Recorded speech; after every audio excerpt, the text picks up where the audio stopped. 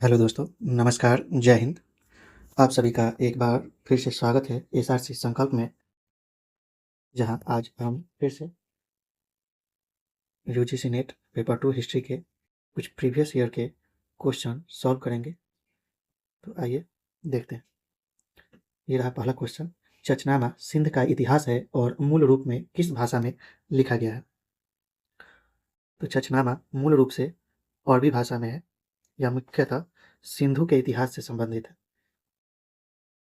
और इस सिंध के इतिहास से संबंधित है जो अरबों के सिंध विजय का वृतांत है। सिंध विजय का वृतांत है।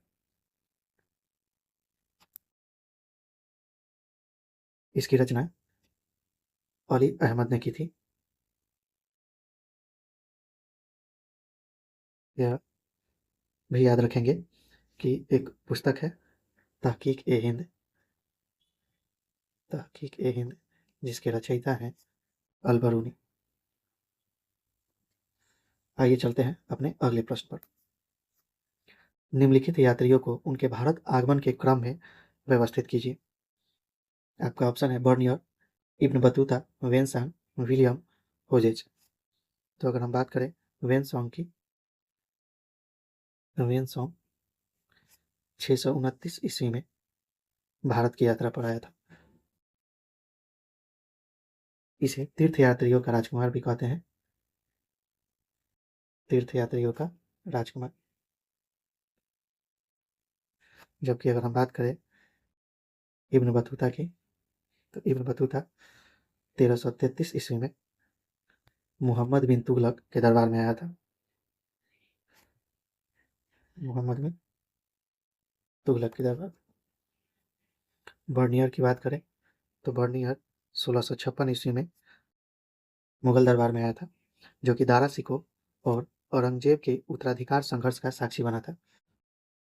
दारा सिकों और औरंगजेब।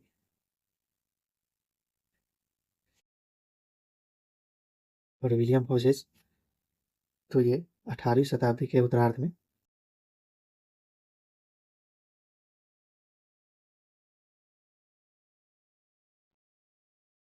कैप्टन कुक के साथ प्रशांत महासागर की यात्रा करते हुए भारत आए थे। इस हिसाब से आपका आंसर हो जाएगा पहले 3, फिर इब्न बतूता, फिर बर्नियर और अंततः विलियम होजेस। ये आपका आंसर हो गया ए। आइए चलते हैं अपने अगले क्वेश्चन पर। जैन धर्म के वास्तविक संस्थापक किस जनजाति से थे? तो जैन धर्म के जो वास्तविक संस्थापक हैं वो महावीर स्वामी हैं, जो कि ज्ञात्रिक जनजाति से थे। महावीर स्वामी का जन्म 540 ईसा पूर्व में कुंडग्राम, जो कि वैशाली में है, हुआ था। यह ध्यान रहे कि इनकी माता, जिनका नाम त्रिशला था, कहीं कहीं इनका नाम विदेह दत्ता भी आता है, तो ये लिच्छवी राजा चेतक की बहन थी। ये राजा चेतक की बहन थी। और जैसा कि आप सभी जानते हैं कि महावीर स्वामी, जो कि जैन धर्म के 24वें एवं अंतिम तीर्थंकर थे।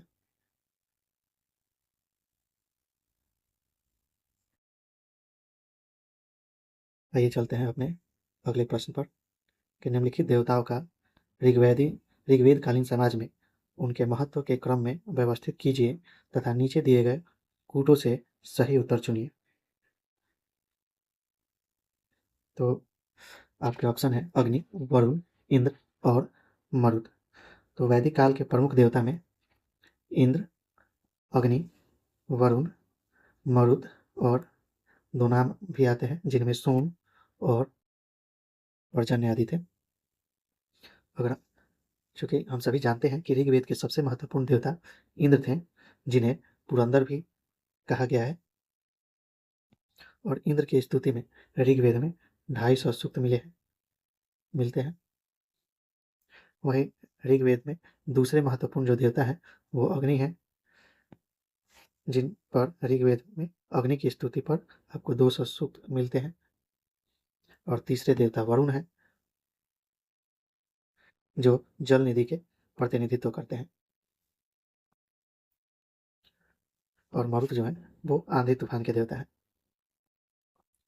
तो इस हिसाब से आपका जो आंसर है वो हो जाएगा नंबर 3, फिर 1, फिर 2 और अंतिम में 4।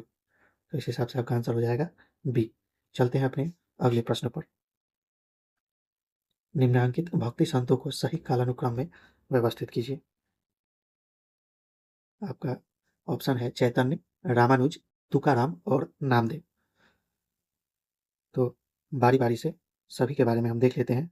अगर हम बात करें चैतन्य महाप्रभु की, तो इनका जो जन्म है 1486 ईस्वी में बंगाल के नदिया जिले में हुआ था। नदिया जिले में।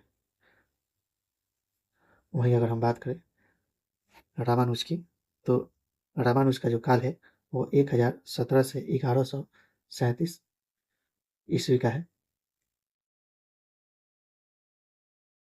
और फिर तुकाराम का नाम आता है, जिनका जो काल है वो 1598 से 1650 ईस्वी है। संत तुकाराम ये शिवाजी के समकालीन थे।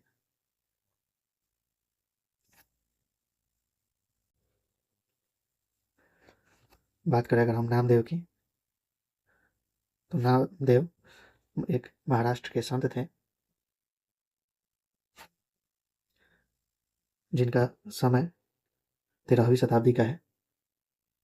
इनका जन्म जो है यह 1270 ईस्वी में हुआ था।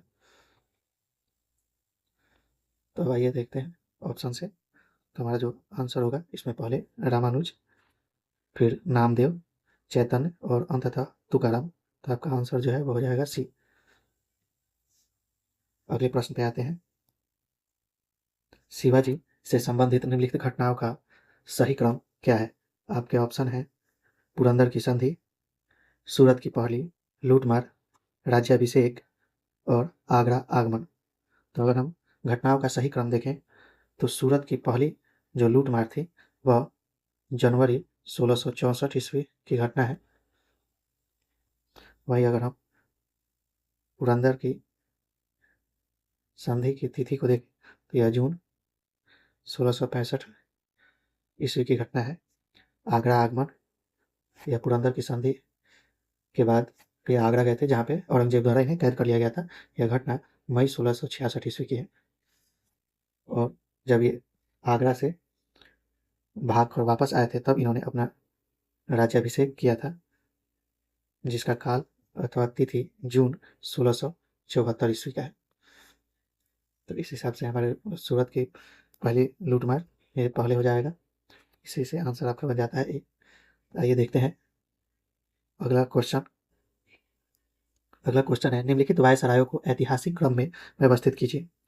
लॉर्ड पहले ऑप्शन है नॉर्थ बुक का। तो लॉर्ड नॉर्थ बुक का जो कालखंड है वह है 1872 से 76 ईस्वी का। और लॉर्ड लिटन की हम बात करें, तो लॉर्ड लिटन का जो काल है वह 1876 से 80 ईस्वी का है। लॉर्ड रिपन का कालखंड 1880 से 84 ईस्वी का है। लॉर्ड डफरिन का शासनकाल 1884 से 1888 ईस्वी का है। और लॉर्ड मेयो का कालखंड 1869 से 72 ईस्वी का है। तो इस हिसाब से ये पहले 4 हो जाएगा, उसके बाद 1, फिर 3। तो इसके हिसाब से आपका आंसर जो है वो हो जाएगा बी। चलते हैं अपने अगले प्रश्न पर।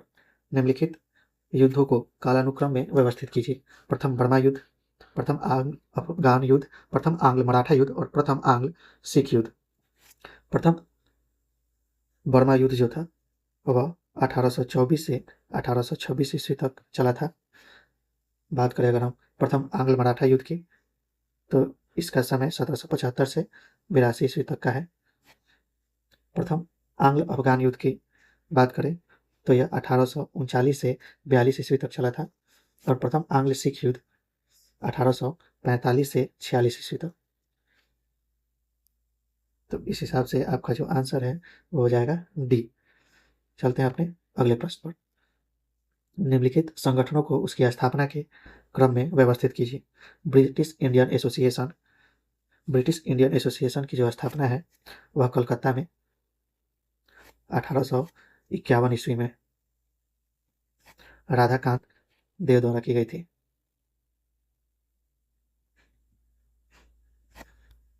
वहीं अगर हम बात करें मद्रास महाजन सभा की, मद्रास महासभा की स्थापना 1884 ईस्वी में वीर राघवाचारी द्वारा किया गया था। वीर राघवाचारी। पूना सार्वजनिक सभा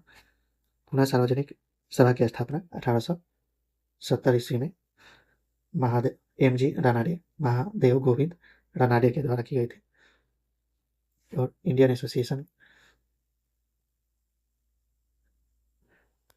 एसोसिएशन की स्थापना कलकत्ता में ही 1876 ईस्वी में सुरेंद्रनाथ बनर्जी के द्वारा की गई थी। तो इसके अनुसार आपका जो ऑप्शन है वह पहले नंबर 1, फिर 2, 4 और 3 ऑप्शन ए हो जाएगा।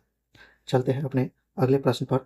निम्नलिखित प्रतिष्ठानों को उनके स्थापना वर्ष के क्रम में व्यवस्थित कीजिए और नीचे दिए गए कूटों का उपयोग कर सभी उत्तर चुनिए। Indian association for the cultivation of science, society for the acquisition for general knowledge, Bihar scientific society और अलीगढ़ साइंटिफिक सोसाइटी। अगर हम बात करें Indian association for the cultivation of science की, तो इसकी स्थापना 1876 ईस्वी में की गई थी। Society for the acquisition of general knowledge की स्थापना 1838 ईस्वी में की गई थी। बिहार साइंटिफिक सोसाइटी की स्थापना 1868 ईस्वी में और अलीगढ़ साइंटिफिक सोसाइटी की स्थापना 1864 ईस्वी में। तो इसके अनुसार आपका आंसर होगा पहले नंबर 2, फिर 4 और इसके बाद नंबर 3। इससे आपका ऑप्शन जो है वो हो जाएगा बी। चलिए देखते हैं अगला प्रश्न। सूची 1 को सूची 2 के साथ सुमेलित कीजिए तथा नीचे दिए गए कूटों से सही उत्तर चुनिए। नेता और संगठन है तो CR दास के द्वारा स्वराज पार्टी की स्थापना की गई थी 1923 ईस्वी में। SN बनर्जी के द्वारा इंडियन एसोसिएशन की स्थापना की गई थी, अभी हमने देखा है 1876 ईस्वी में। AK फजलुल हक द्वारा कृषक प्रजा पार्टी की स्थापना की गई थी जो कि 1929 में की गई थी। और GK गोखले द्वारा पूना सार्वजनिक सभा 1870। तो आपका आंसर जो है 4, 3, 1 ये हो जाएगा डी। ये चलते हैं आज के अपने अगले प्रश्न पर। सूची 1 को सूची 2 के साथ सुमेलित कीजिए तथा नीचे दिए गए कूटों से सही उत्तर चुनिए। सूची 1 में गीत गोविंद, परिशिष्ट पर्व, कथा सरित सागर और विक्रमांक देवचरित है। विक्रमांक देवचरित जो है वह बिल्हन के द्वारा लिखा गया है।